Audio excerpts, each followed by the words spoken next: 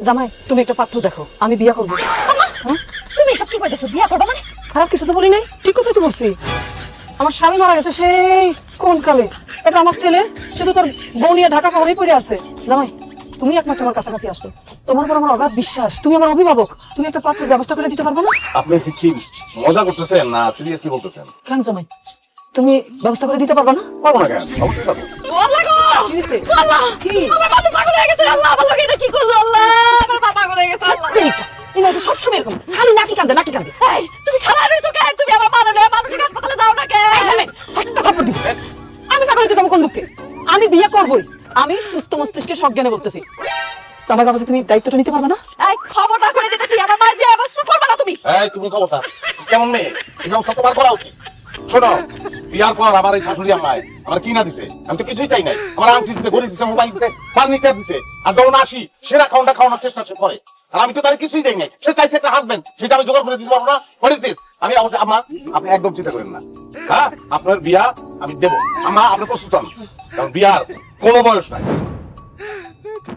শারমিন, শারমিন, কিসে? ডাক্তার কেন আমারে? আমার একটু সুন্দর করে সাজাই দেন আমা। কেন? তোমার আবার সাজা দেওয়া লাগবে কেন? উমা তুই জানোস না কতক্ষণ বাদেই তো আমার পাত্রপক্ষ দেখতে আসবে।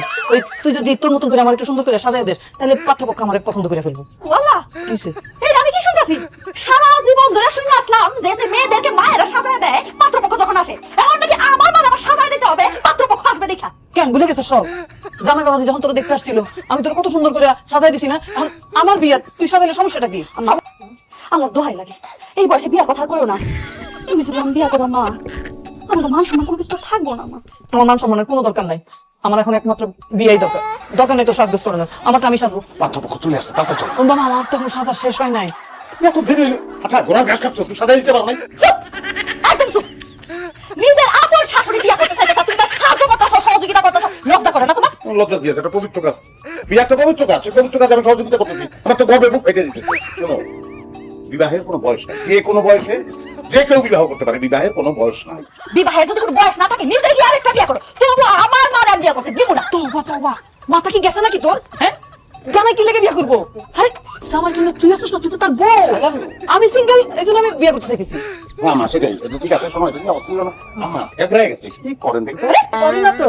এই যে আমি করেন শিখে গেছে। আমা করেন, সাউন্ড করো, সাউন্ড